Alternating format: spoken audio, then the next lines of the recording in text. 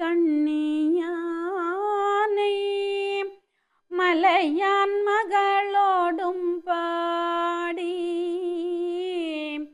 போதொடு நீர் சுமந்தேத்தி புகுவாரவர் பின் புகுவேன் யாதும் சுவடுபடாமல் ஐயாரடைகின்ற போது காதல் மடப்பிடியோடும் களிறு வருவன கண்டேன் கண்டேன் அவர் திருப்பாதம் கண்டறியாதன கண்டேன். எல்லாம் வல்ல தில்லைக்கூத்த பெருமானையும் சிவகாமி தாயாரையும் பணிந்து ஏற்றி ஐயாரப்பர் திருவடிகளை அடியேனுடைய சிரமேற்கொண்டு குலகுருநாதனாம் செல்லத்துறை சுவாமிகளையும் குலதெய்வமாம் வேட்பெருமானையும் ஈழமண்டலத்தை அலங்கரித்த அத்தனை குருநாதர்களுடைய திருப்பாதங்களையும் பணிந்து இன்றைய இந்த நல்ல நாளிலே கடந்த வாரத்தில் நாங்கள் இந்த ஆன்மீகம் அறிவோம் நிகழ்வினூடாக அருமையான செய்திகளை கேட்டு மகிழ்ந்து கொண்டிருக்கக்கூடிய சிவனேய செல்வர்களை பணிந்து திருவையாறு பெருமானுடைய மகிமைகளை அந்த தலத்தினுடைய சிறப்புகளை இருக்கக்கூடிய நாம் அறிந்தும் அறியாத விடயங்களை பற்றி பேசியிருந்தோம். அதன் தொடர்ச்சியாக நாங்கள் இன்றைக்கு கடந்த வாரத்திலே பார்த்த விடயத்திலிருந்து சிந்திக்கலாம் என நினைக்கின்றேன். இந்த கைலை காட்சியை காண்பதற்காக இறைவன் இட்ட வாக்குப்படி அங்கே கைலாயத்திலே எம்பெருமானால் தோற்றுவிக்கப்பட்ட அந்த தடாகத்திலே திருவைந்தெழுத்தை அஞ்செழுத்தை ஓதி மூழ்கிய நாவுக்கரசர் பெருமான் இந்த திருவையாற்று திருத்தலத்திலே இருக்கக்கூடிய சூரிய புஷ்கரணி என்று சொல்லப்படுகின்ற அதி அற்புதமான அந்த தீர்த்த குளத்திலே தடாகத்திலே வந்து எழுந்து அங்கே பெருமானுடைய கைலை காட்சியை அதி அற்புதமாக கண்டு ஆனந்த கண்ணீர் சொரிய இந்த பதிகத்தை பாடினார். அதனால தான் அதை முதலே நான் பாடிவிட்டேன்.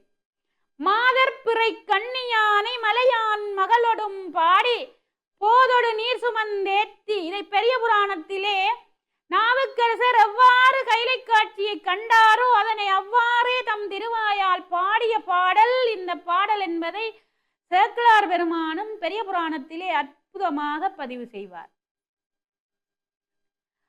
உமையொரு பாகமாக உடைய பெருமான்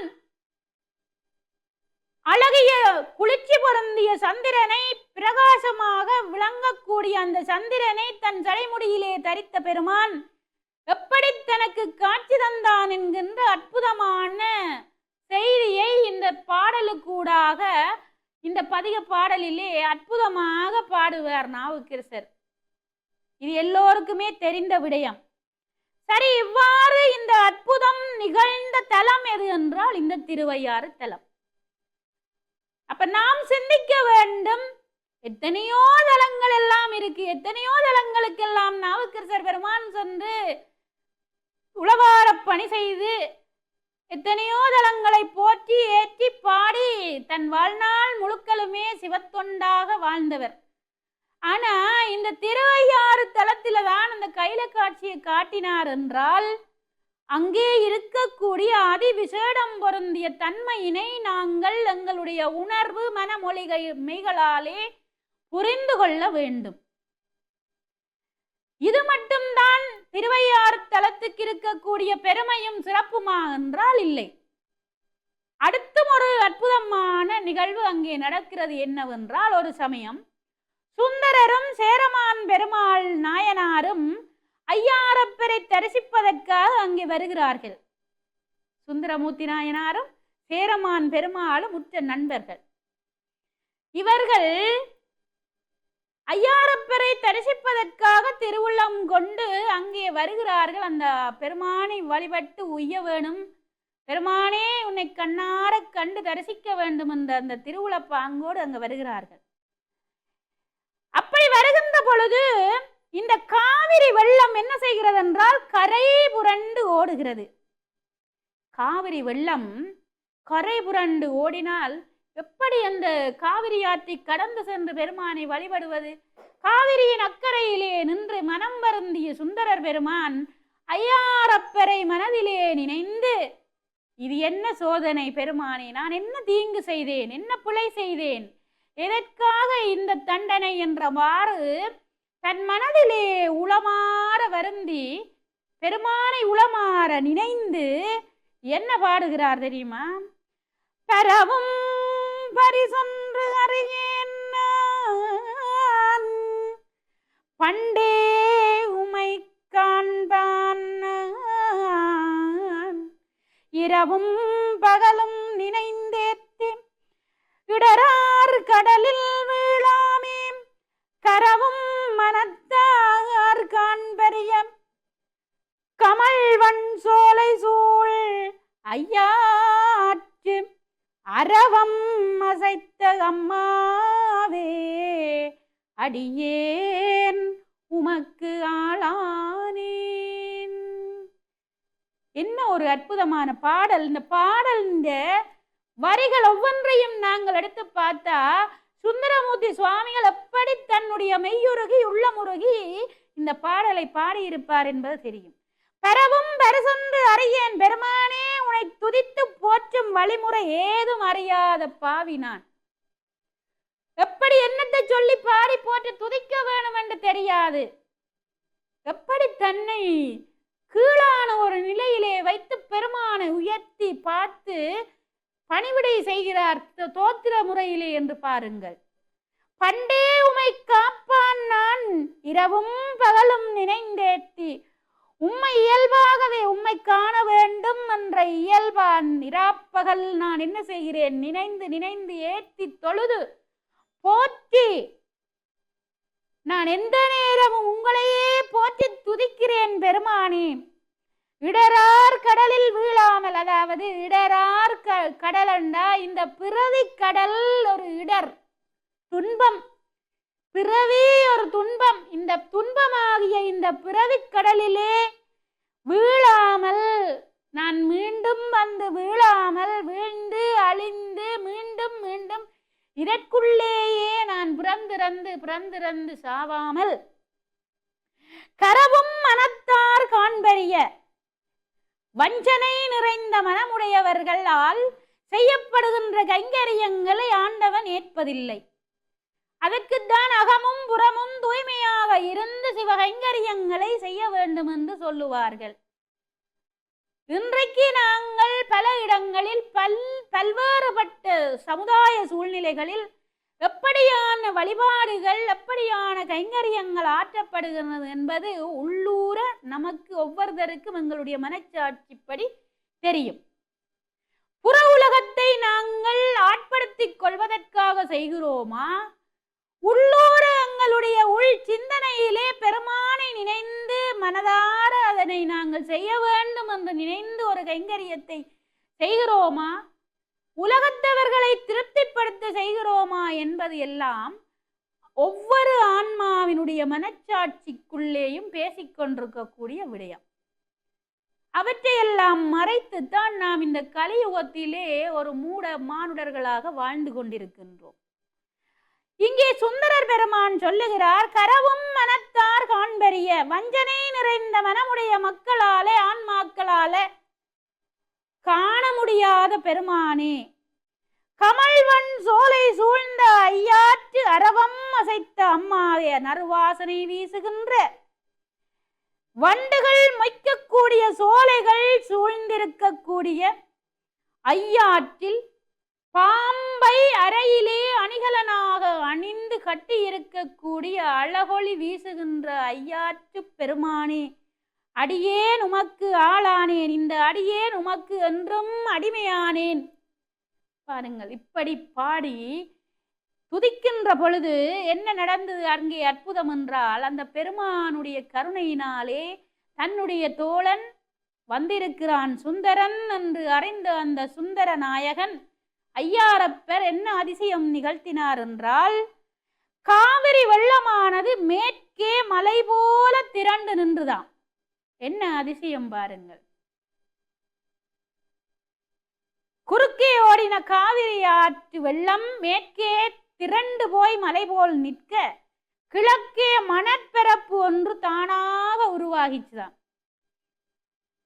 இப்படி இருக்கிற பொழுது இந்த நேரத்திலே இன்னும் ஒரு அற்புதம். அங்கே இருந்த எம்பெருமானை தரிசிப்பதற்கு தனிப்பெரும் காவலனாக அங்கே கோபுர வாசல்ல இருக்கக்கூடியவர். இங்கெல்லாம் நாங்கள் துவார பாலகர்களை பார்க்கலாம். இந்தியாவிலே பெரும்பாலான கோயில்களிலே ராஜகோபுரத்துக்கு அருகே நாங்க சிதம்பரமாகட்டும், திருவண்ணாமலையாராகட்டும், திரு ஐயாரப்பராகட்டும் பல ஆலயங்களிலே பார்த்தால் தெரியும். தந்தையாருடைய கோயிலிலே அங்கே பிள்ளையாரும் முருகனும் இரு மருங்கிலும் இருப்பார்கள். அப்ப அங்கே இருக்கக்கூடிய இந்த ஐயாரப்பர் கோயில்ல இருக்கக்கூடிய இந்த பிள்ளையார் விநாயகர் சுந்தரர் பெருமான் அங்கே எதிர்ப்புறத்திலே நின்று இந்த பதிகத்தை பாடுகின்ற பொழுது ஓலம் ஓலம் என்று ஓலமிட்டாராம். என்ன ஒரு அற்புதம்! சிந்தித்து பாருங்கள்.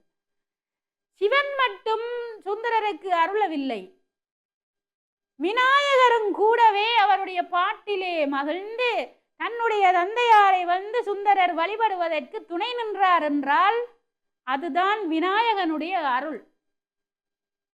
ஓலம் ஓலம் என்று அவர் ஓலமிட்ட காரணத்தினாலே இன்றைக்கு வரைக்கும் திருவையாற்றிலே இருக்கக்கூடிய விநாயகருக்குரிய பெயர் என்னவென்றால் ஓலமிட்ட விநாயகர். அந்த ஓலமிட்ட விநாயகரை தரிசித்துத்தான் நாங்கள் உள்ளே சென்று எம்பெருமானை தரிசிக்க வேண்டும். அப்படியான ஒரு அற்புதம்.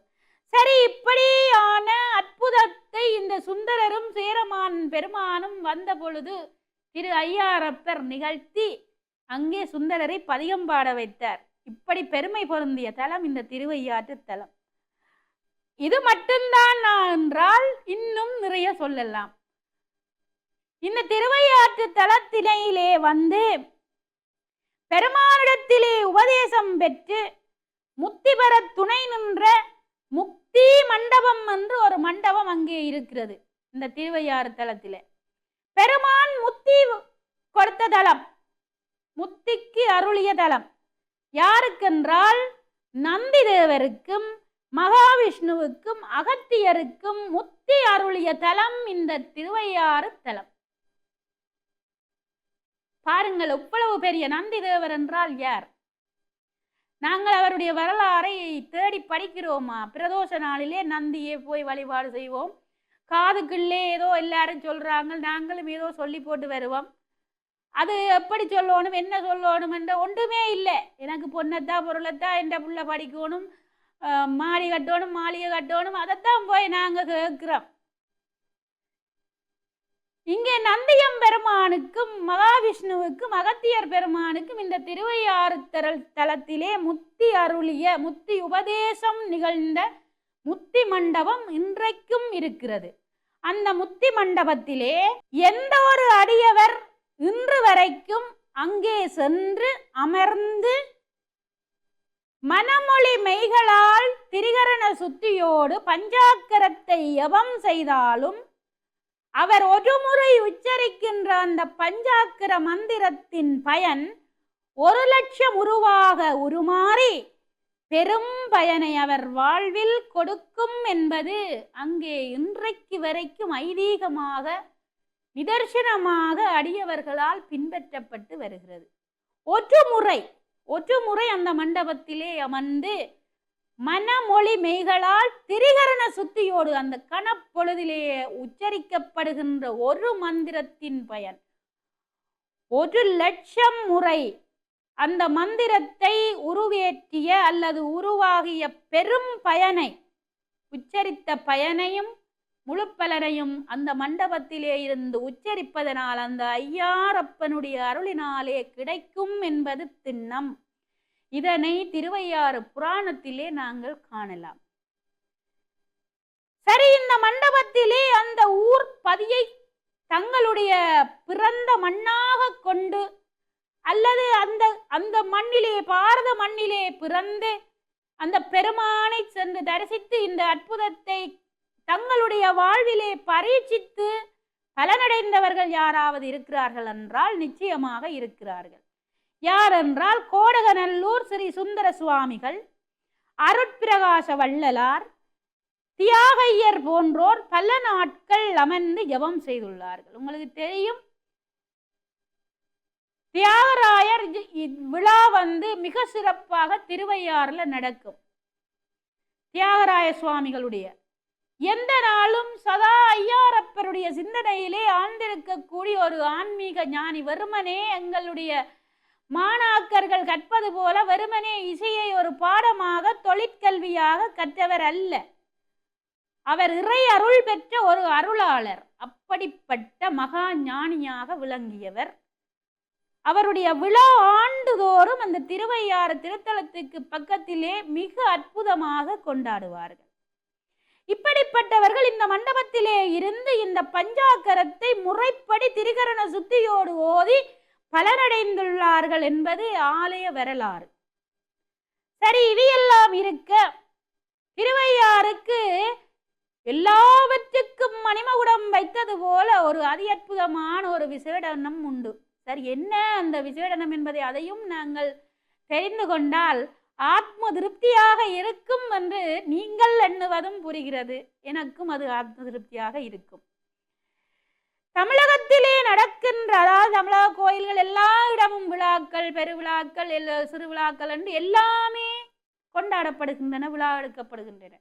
ஆனால் அந்த தமிழக கோயில்களிலே நடைபெறுகின்ற விழாக்களிலே மிக சிறப்பு வாய்ந்த அதி உன்னதம் பொருந்திய ஒரு விழா என்றால் நந்தியம் பெருமான் சுயசாம்பிகை என்று சொல்லுவார்கள், சுயம் பிரகாசை என்று சொல்வார்கள்.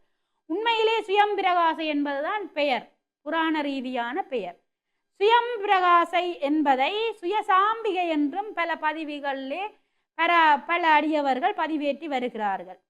சரி, இந்த நந்தியம் பெருமானும் சுயம் பிரகாசையும் ஐயாரப்பெரும் அறம் வளர்த்த நாயகியாக இருக்கக்கூடிய அம்பிகையும் இந்த திரு ஐயாரப்பர் முதலாக இன்னும் 6 தலங்களுக்கு வருடத்திலே ஒரு முறை, அதாவது 7 ஊர்களுக்கு கால்நடையாக கண்ணாடி பல்லக்கிலே சென்று வருவார்கள். காண கிடைக்காத பேரு. 7 ஊர்களுக்கு, எங்கட கிராமங்கள்ல ஒரு கோயில்ல பெருமான் திருவூதி விழா வருகிறார் என்றாலே எங்களுடைய ஆக்களுக்கு பெருமான நிறவுடம் வச்சு வரவேற்கிறதுக்கு அலுப்பு பஞ்சு தட்டி விட்டுரும். இவங்களை காணையில எத்தனை மணிக்கு வர போறாங்களோன்னு நாங்கள் யோசிப்போம். ஆனா இந்த சுவாமியை காய் கொண்டு வாராக்களை காணையில என்று எதிர்பார்க்கிற நம்மவர் மத்தியில இன்று வரைக்கும் திருவையாறுல 7 ஊர்களுக்கு பெருமான் சென்று வருகின்ற அதி அற்புதமான விழா நடக்கிறது என்றால் உண்மையிலே அதன் திருவருளை என்னவென்று சொல்வதென்று எனக்கு புரியவில்லை. எப்படி என்றால், கண்ணாடி பல்லக்கிலே நந்தியம் பெருமானையும் சுயம்பிரகாசையும் அமர்த்தி, இன்னும் ஒரு கண்ணாடி பல்லக்கிலே ஐயாரப்பெரும் அறம் வளர்த்த நாயகியாகிய அம்பிகையையும் நன்றாக அலங்கரித்து அந்த 7 ஊர்களுக்கும் கொண்டு சென்று இறுதியாக திருப்பியும் ஐயாரப்பரை வந்தடைவினம்.